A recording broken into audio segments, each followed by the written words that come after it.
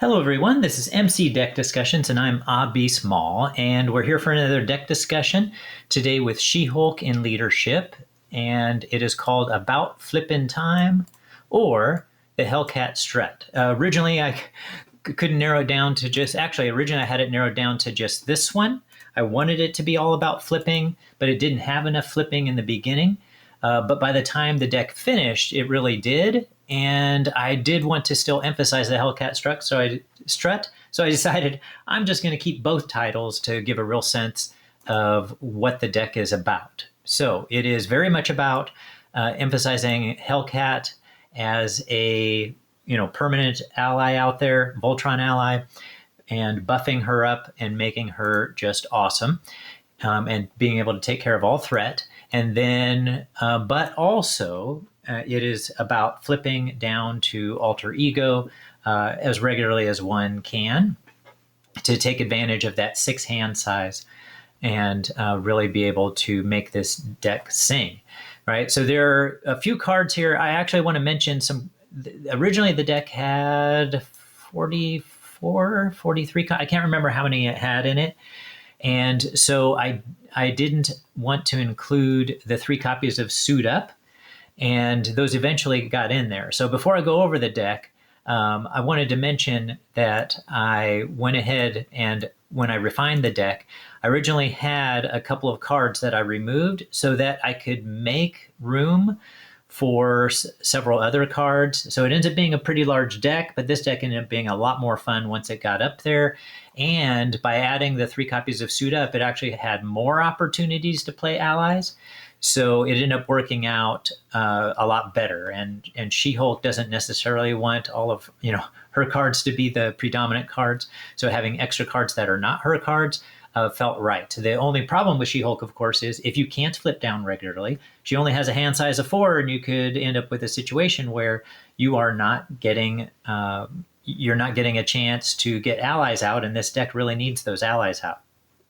And eventually, really wants to have Hellcat out. All right, and this deck doesn't have a whole lot of card draw, not as much as I often have. And so that could become an issue. So let's look at that right away. So I originally had specialized training in my first 3 games, and it really worked well. But I just couldn't afford to continue to have the deck cluttered up with more things.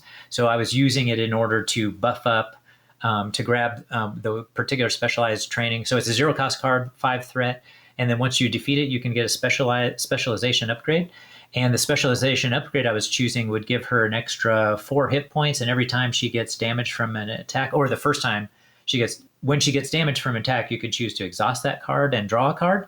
So it was great when I got it out, but it was just I just needed the deck to be reduced a bit. And then I also had U.S. Agent in there for a long time, first 7 games, in fact. But I had only played him one time in all those times, so I removed him.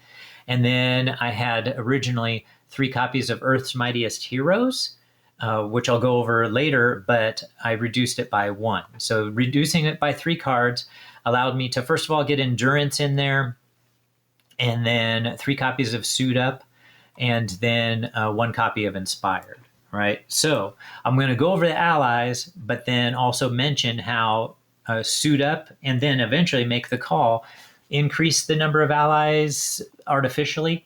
And so there are really a lot more allies than it appears. And especially at the beginning of the game, in that first hand, I have an opportunity there, with 3 Suit Ups and then 8 allies, I have an opportunity. That's 11 opportunities in my first hand to get an ally out right away, or possibly get one of our, Focus Rage cards, right? Her 3-cost upgrade that allows her to draw cards. And so then she essentially has 5 cards in her hand each time, because she'll draw a card right at the beginning of a turn. Because Focus Rage, exhaust Focus Rage and take 1 damage, draw 1 card. So if I get one of those out right away, that can also be beneficial. For She-Hulk, I don't always necessarily have to have an ally out right away, but it really helps with taking care of, in a lot of these villains, have important side schemes to get rid of, and so it does become, critical to get allies out relatively soon. But She-Hulk can take some damage, right? So let's get into her abilities first, right? So first of all, she has a 4-hand size, right? On her hero side, let's look at that first. So 1 thwart, 3 attack. Oh, she has the Avenger and Gamma traits. 1 thwart, 3 attack, 2 defense, hit points 15, hand size of 4, and the ability Do You Even Lift, which is a response after you change to this form, deal 2 damage to an enemy. So that's one of a very definite reason why you want to be able to flip as regularly as possible with her. And then the other reason being her alter ego side, which has a recovery of 5, which is even more important in this deck, we'll see later, and hit points of 15, hand size of 6. And so there you go, hand size of 6, giving her 2 extra cards. So that becomes critical as well. And she has the ability I object, interrupt, when threat would be placed on a scheme, prevent one of that threat, which is really nice when you do stay in alter ego side to help prevent that main scheme from being completed. Although, I did play, let's see, let's go. I'm going to show you the villains real quickly. So I played against Claw with my usual expert house rule. You can read about that at the very bottom of my deck description. You could pause right now if you want to read that, or you could check the deck, right? So that makes him more consistently difficult in expert form. Okay, where was I? Sorry, just a sec. There we go. Okay, so Claw, both in, and I play all these villains in standard and expert. So Claw, then Black Widow, Drang, and Magneto. And Magneto I played 2 times in expert, so 3 times altogether. And so when I did that, actually, I forgot the point I was making. so maybe that'll come out again later. All right. So, yes. So, for instance, Magneto, I know what I was saying. Magneto got to all 3 of those games against Magneto. He has 3 schemes for those who don't play him very regularly. And you generally would like to prevent him from getting to that 3rd scheme very quickly. But he got to his 3rd scheme, like in the first game, he got to his 3rd scheme in like his 2nd turn. And then in the other 2 games, it was like by the 3rd or 4th turn. So he got to his final scheme very quickly in all the games, which means, they get a little bit precarious. Her alter ego ability, where he doesn't get that first bit of threat on his scheme, really helps to make it less likely that he's going to be able to complete that 3rd scheme when you go to alter ego side, at least if you have him, confused, right? All right. So speaking of which, let's get right to the allies and that ability to flip, which is going to occur from Professor X, right? So early in the game, right, Suit Up can help get Professor X out. A lot of times I won't necessarily make that choice because Hellcat is the ally I want to really build out, but it depends on the situation. But most of the time when I get that first Suit Up, I will choose to get Hellcat out. So let's go. So Professor X, of course, is meant to be getting out there as frequently as possible, if it's the best move still, in order to get those confuses out. But Hellcat is the one that I want to really build out, right? So Hellcat, once Hellcat was out and started to get built out, we had the ability to take care of all threat that came our way.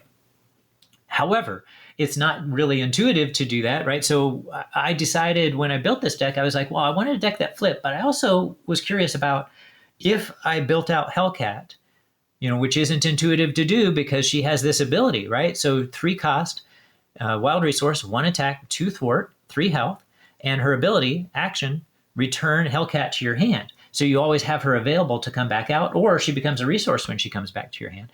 So building her out goes against that action. I never use that action a single time in all of my 10 plays of these games. And because my goal was to build her out because she was such a benefit to She-Hulk, right? She-Hulk only has 1 thwart and you really want her attacking.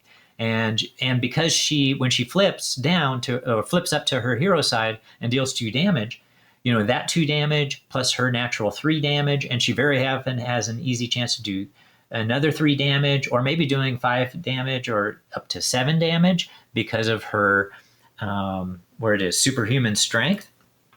Right, so let's show that off real quickly. 2 cost upgrade.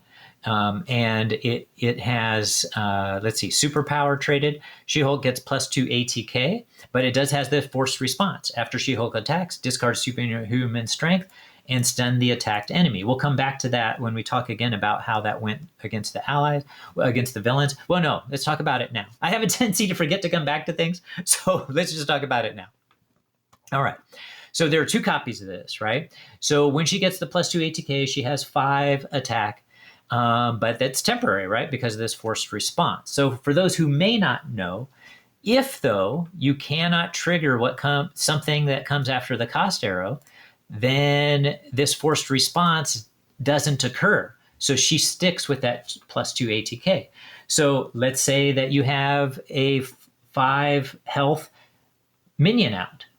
If you attack and defeat that minion with this in play, this won't be discarded because that enemy, there's no target for stunning that attacked enemy, and that because that enemy is gone, it's been defeated. And so you can continue to have this on She-Hulk. Or alternatively, let's suppose there's a villain, right? In this case, we have a really good example of that, and that villain cannot be stunned. Magneto if he has his armor on, it says on there he cannot be stunned. And so when he has that armor on, this does not get discarded. It also, of course, doesn't stun him either. But when I had my 3 plays against Magneto, in the very first play in Standard, he had that armor out really early, and I had this out really early, and I just kept doing 5 damage to him anytime I wanted to. 5 damage adds up really quickly. And then in my third play against him, he ended up getting the armor late in the game, and I built up with both of these out, and he ended up being able to do, She-Hulk ended up being able to deal 7 damage to him each time.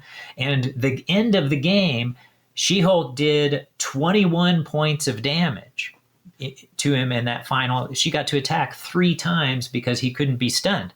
So really nice against Magneto. That was a lot of fun. One of the things that was really fun about this deck actually is there were a lot of different ways that would play out for those victories, right? So this is an example in that final victory where she dealt 21 points of damage from this. She had already flipped to her hero side and did 2 more. So she did 23 points of damage all by herself from this, and that's because of her events that she has here that we'll go into in a little bit for why she could be able to attack 3 times in 1 turn. So there was that potential. But most of the games that didn't occur. Most of the games ended up having the final damage occurring from her Gamma Slam, right? Or at least it was part of the damage.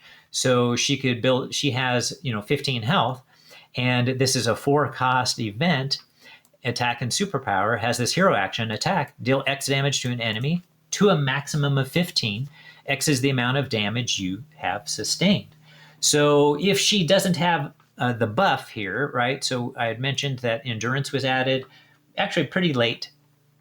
So she could deal, if she had sustained 14 damage, so she only had 1 point left, she could do up to 14 damage. And once this was in play, she got an extra 3 hit points, and that could give her the possibility of dealing up to 15 damage. And the reason that I ended up adding this to the deck, because I didn't actually care about maxing that out all the way, but the reason that I ended up adding this to the deck is because I realized that it gave me more uses of Focused Rage. So once you get 2 copies of Focused Rage out here, and you also get Clarity of Purpose out here, that's 3 damage per turn that She-Hulk is taking. Plus, if she takes a hit to her face, she's taking all of that damage from she can get down to, just a few points of health very quickly. And I realized that having Focused Rage in there, not Focused Rage, excuse me, having, Endurance out there gave me 1 extra time that I could do that I couldn't do that before. So that could really add up over the course of a game. So that's 2 more extra card draws anytime I build up her health, right? All right. So in addition to that, well, I guess I'm scattered here today. I'm going all over the place. So let's stick with these upgrades a bit. So we already talked about Clarity of Purpose, right? So let's actually look at it, right? 1-cost upgrade attached to a friendly character, max 1 per character, and it costs 1. hero resource, exhaust this card and deal 1 damage to attached character, generate a wild resource, right? So there's that 3rd point of damage you could be dealing to yourself. Okay? And then she has her Superhuman strength that we already mentioned, and her focused rages that we already mentioned. And then the ones that were added to the deck were inspired. 2 copies of this. Originally I only had 1 copy, and then I realized I needed a second. We'll get, and the reason is because we were playing, the goal was to play Inspired and Sidekick and Sky Cycle, all 3 of those, on Hellcat. And so with that, once that happened, Suit Up was no longer viable to use on anybody, so because I wouldn't have anything else left. So the extra Inspired is meant to be used to continue to play Suit Up. Okay? So that's why we have 2 copies of Inspired in the deck. All right, so let's look at these again. So Inspired, 1 cost, upgrade, gives +1/+1 to the ally. All of these have max of 1 per ally. Sidekick, attach this to your identity-specific ally that you control, max 1 per deck. Attached ally gets +2 hit points and is your sidekick, and has this response: after you make a basic recovery, heal 2 damage from the attached ally.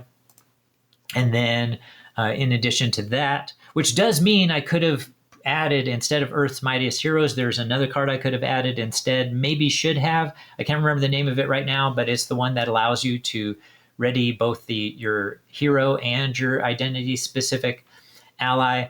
I could see, I specifically chose Earth's Mightiest Heroes for a different reason, but I could see choosing that because you want, I could see choosing that in order to ready both of them. So that might have been a good substitution to do instead. So somebody might want, so just if you're thinking about this deck for yourself, that might be a substitution you might want to make. It just wasn't on my radar. I just totally forgot about that card.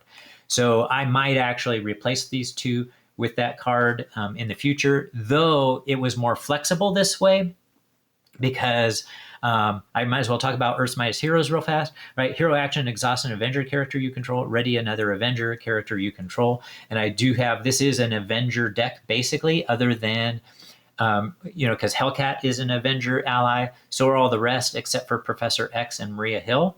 And so, Earth's Mightiest Heroes was relatively flexible because of that.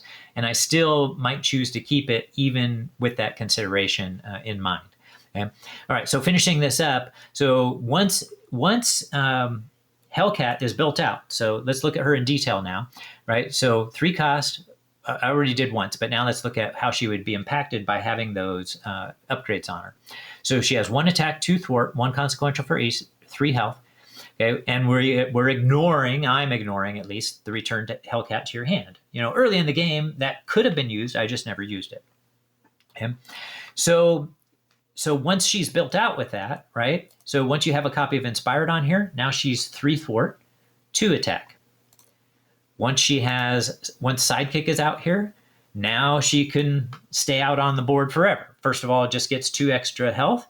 And secondly, she can be healed 2 damage because of when She-Hulk heals. So She-Hulk would heal herself for 5. And then here it would also heal Hellcat. And that was going to become even more important because of Sky Cycle. So Sky Cycle, 1 cost, you can attach to an Avenger ally. And like I pointed out, Hellcat's an Avenger ally. Attach ally gains Aerial, which we don't care about in this deck, but we care about this action, exhaust Sky Cycle, ready the attached ally. So if you ready her at this point with 3 thwart, she could do up to 6 thwart or up to 4 attack each turn. That's very powerful. But wait, there's more. In addition, we have Mighty Avengers out. Now, did I get this out every game? No. But when I did, Hellcat was a force to be reckoned with, right? So now, if each of your characters has the Avenger trait, each ally you control gets +1 thwart and +1 attack. So now she can do 4 thwart, so up to 8 thwart per turn, or 3 attack, which means up to 6 attack per turn if we count the readies with Sky Cycle. That's very powerful. And even without that, or sometimes I actually had this out and didn't have Inspired out, for a while. Either way, it was she was still very effective, but at her max, incredibly effective. And that's why this deck, man, it was able to handle everybody very well. I did get one loss, but that was before the deck was fleshed out with Suit Up, and I had reduced some of the other cards. And so that loss was against Black Widow. And Black Widow, for those who don't know, Black Widow can get crazy with how much threat she can put on the main scheme, and so you can threat out really quickly with her, and that's exactly what happened. I couldn't get allies out soon enough, and so it made a big difference once I got Suit Up to be able to get those out. So as I mentioned before, at the very beginning of the game, Suit Up combined with the number of allies means it's effectively 11 possible allies, 11 abilities, 11 times you could possibly get an ally out right at the very beginning of the game. Make the call later on, once you get allies in your discard pile, make the call allows you to make that happen even more. Okay, so the reason I actually initially decided not to have Suit Up in is because I was really thinking about Professor X. If you have Suit Up on your hero side and you only have 4 cards possible, then Suit Up, you can't go down to the other side and be able to get Professor X into play. You can't do that to get Professor X into play, and you want to be able to use Suit Up to get Professor X into play when you can, in order to confuse the villain. So that was why I didn't have it in there. But I ended up discovering that, hey, I could get other allies out with Suit Up. I could not play Suit Up. I could use Suit Up when once Superhuman Strength was out. I started to have a 5-hand size, and eventually or equivalent to a 5-hand size, and eventually equivalent to a 6-hand size on that hero side. And so it became very easy to use Suit Up whenever I wanted to as the game progressed. Plus, like I said, all those extra opportunities to get allies, and not only any allies, but my key allies, Hellcat and Professor X, early in the game, that made a huge difference. And the deck was so much more fun to play. Like, it was a strong deck to begin with, but adding Suit Up to it, those 3 copies, made it not only strong, but a ton of fun to play. All right, so going into the rest of the deck now. So like I already mentioned, Mighty Avengers was added to the deck. And over here on the player side schemes, I'm going to mention this right now: Superhuman Superpower Training, which helps to get Superhuman Strength out, which is super easy to do with either Professor X or Hellcat being able to, get rid of this. It's a 1-cost player side scheme, 3 threat, very easy to get rid of that once one of those 2 is out in the game. And then we have our 3 double resources, right? So now let's talk about the allies and then get to the rest of the events. Okay? So we have Ant-Man in here. Ant-Man, really cool in this deck, right? He's 0 cost. So the nice thing about him is you can sometimes get him out for 1 cost and just quickly do 2 attack or 2 thwart, or have a very cheap ally that's just sitting out there ready to take some damage. Right? So She-Hulk may have 15 hit points, but once you get her built out, she's taking 3 damage already on her own. That 15 hit points gets down fast. And so you actually really do want these allies doing a fair amount of defending for you. Not early in the game, because you're taking advantage of She-Hulk getting hit, absorbing that damage in order to help you get built out and help you get your allies out, So initially, you want her taking that damage. But once the card deck starts getting built out, you don't want her taking damage most of the time. Okay? All right. So Ant-Man was very helpful for that. I would say, every single time I used him, I would get him out. Most of the time for a cost of, I would pay 2 to get him out, so that he could come out, do 2 thwart, 2 attack. But hey, there were times when I would just get him out for 1, which means he has the potential to be a 1-cost card. So that's going to come into play when I talk about Maria Hill. We also had Hawkeye. You can always check out Hawkeye there if you want to pause it. Kalu'u, really cool in this deck, right? So he has this one, even though it's 2 cost and only 1 attack and 1 thwart with 2 health, but importantly has this response: after Kalu'u enters play, search the top 5 cards of your deck for an event, add that event to your hand, shuffle your deck. This never missed at any time. I played him quite frequently. And it just never missed because we have 21 events in this deck. And just as importantly, so I'm going to talk about Maria Hill too, combined with Kalu, excuse me. I'm not pronouncing that correctly. Maria Hill, right? So Maria Hill is shield, right? So if Maria Hill is out or Professor X is out, Mighty Avengers no longer has its impact. But what I would usually do is I would use my allies with Mighty Avengers to get that +1/+1 attack and thwart before playing Maria Hill or Professor X. Then it would still have its impact, and then Maria Hill and Professor X would typically only be out for one turn, and then Mighty Avengers still has its impact. And before Mighty Avengers is out, I'm not worried about that. Okay, so Maria Hill, right? 2-cost ally, 1 attack, 2 thwart, 2 health, shield traded, has this response after Maria Hill enters play. Each player draws 1 card. So early in the game, one might think that that's maybe not a great draw, or before you can really start getting more cards in your hand, because if you have a 4 hand size, you play Maria Hill, that uses up 3 of your cards. You only have 1 card left. But if you have at least one other ally out, if you have a lot of 0-cost or 1-cost cards in the deck, then Maria Hill becomes effective even early in the game because you can use those cards. And we have a bunch of events that are 0-cost and 1-cost, plus Ant-Man, as I mentioned before, can be a 1-cost ally.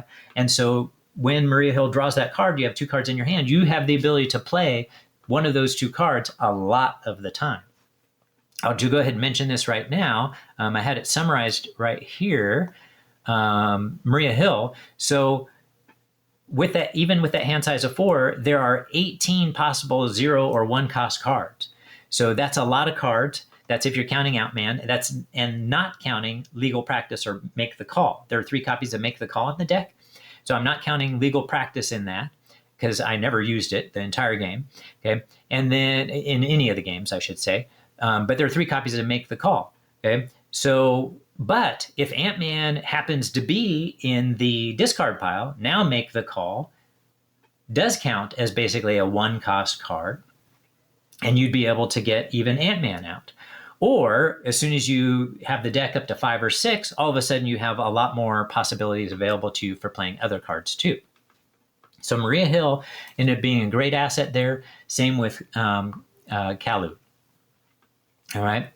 And then the other ones, Squirrel Girl, you can see her ability there. White Tiger, though, a great card, right? 2 attack, 2 thwart.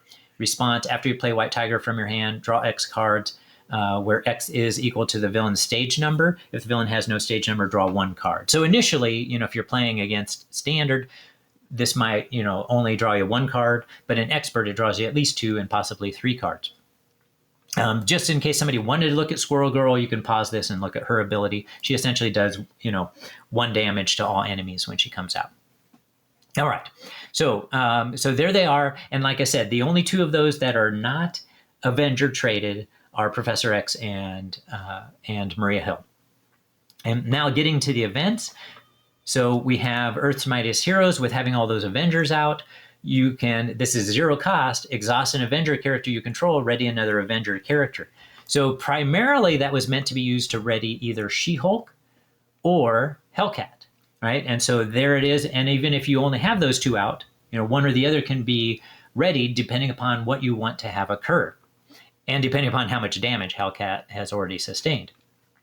And that became, so already right there for a 0-cost card, being able to ready She-Hulk and deal instead a minimum of 6 damage to somebody, very powerful, or being able to ready Hellcat, even before she's, been enhanced, gives her 4 total thwart. And then Face the Past. This card here, search the encounter deck, discard pile, and set aside area for your nemesis minion, reveal it, ready your hero, and draw 3 cards. You cannot attack the villain this phase. Remove this card from the game. This was effective for 2 reasons. 1, getting that extra 3 hand size early in the game, always very beneficial to build out She-Hulk. The kit that she has, but also even later in the game can be effective too for a lot of reasons. But also, it's good for getting out her Nemesis minion, who has 6 health. What's that Nemesis minion? Yeah, her Nemesis minion Titania, and she can be tough to deal with if you wait until she comes out from the villain bringing her out when she also has her side scheme. So being able to get rid of her when you have full control over doing so can also be really beneficial. And then, not have to deal with her maybe the rest of the game. But in any case, you end up being in a position where you can deal with her relatively easily and get rid of that 6 damage because she can deal. She gets how much health she has gives her that much extra attack. So she could be devastating if if she actually gets a chance to make that attack. All right. I guess I'll show her real fast. All right. So there she is. So you can see the details, right? So she has 1 scheme and her attack is X. X is equal to Titania's remaining hit points. So initially she has 6 attack. So, that could be actually relatively devastating, even against She-Hulk. All right, so let's get back to it. All right, so that was Face the Past. We also have 3 copies of Limitless Stamina, 1 cost event. You can play only if your identity has at least 14 printed hit points, so She-Hulk does. And this gives you the ability to ready your hero. And then I already mentioned 3 copies of Make the Call, and then 3 copies of Suit Up, right? And as I also mentioned early in the game, you really can't use this to get if you're on the hero side starting with 4 hand size, you really can't use this to get out an ally that's 3 cost. And most of the time I wanted to do that, to get Professor X out. But certainly the Make the Calls can do so. But it was important to get built out to be able to use this more fully. But we do have a number of 2-cost allies and even Ant-Man, should the need arise, to be able to take care of some dangerous situations. But I really wanted to be able to use it for 3-cost allies, the vast majority of the time. All right. So I guess that fleshes out the rest of the deck. So as I was saying, a lot of fun, this deck. Very, it was, once it really got fleshed out, it was very dominant and was able to handle all the villains. And I specifically, normally I only play standard and expert against each villain, but I wanted to play expert twice to kind of really make sure that the Suit Up editions were making that difference. And it was just so much fun. And like I said, or actually I didn't finish saying this. So there were 3 basic ways that this deck had its victories. So that variety made for a lot of fun because you didn't know how things were going to really work out. So a lot of the time, those victories would come from She-Hulk dealing basically 3 damage a couple of times, and possibly, and Hellcat dealing some damage, and then doing a big old, not ground stop. I never played that once, but Gamma Slam doing a big old huge attack with this. Right. So a lot of the victories occurred that way. But I mentioned other victory, 1 victory that occurred from having She-Hulk built out with her superhuman strength. And I had a lot of times where superhuman strength would be out a great deal of the game, and I was focused on dealing with minions with superhuman strength, defeating them so that superhuman strength could stay out. She continued to have 5 attack. So on her basic attack. So I had that happen, but, relatively rarely. Okay? And then other times, Hellcat was the dominant factor. Yes, she could get rid of she could thwart like, you can't believe once she's built out, but dealing up to 4 or 6 attack each turn and being able to be readied by Earth's Mightiest heroes, that meant that there were times when she was the dominant factor contributing to the damage points. And then, of course, if you're flipping back and forth, She-Hulk dealing her 2 extra damage from her hero ability, do you even lift? And still doing her own share of damage, at least, a few points of damage, a lot of times 6 damage. So it was really cool to have some of these victories be dominated by Hellcat's ability, with She-Hulk not really contributing as much of the damage. So it was really cool having the variety of ways that this deck could win. And just seeing it be so strong, and superhuman strength, relying on the villain not being able to be stunned, that was just against Magneto, right? So most of the games that wasn't a real factor. Here and there, I would go ahead and use superhuman strength to go ahead and stun some of the villains, including Magneto. So very fun. Highly recommend you try it out or do your own variation. Like I said, some people might take out Earth's Mightiest Heroes and put that other card in. Right here at the end, let me go ahead and mention that other card. I can't remember the name of it, so I'm going to just find it. Okay, there it is, side by side, right? So you can include up to 3 copies of this, 2 cost, and it has a hero action. Ready your sidekick. So you do that right away. Then you ready your hero and then choose one. You could heal 1 damage from both characters, or both characters get +1 fort and +1 ATK. So I could definitely see somebody choosing to do this and really making both She-Hulk and Hellcat super powerful. So I definitely, if somebody does choose to do that build, I would love to hear the results of it. Or any other build that maybe you look at this as inspiration for your own, maybe similar but different build. I'd love to hear the results of whatever you might build with that. All right. Have a great one, everybody.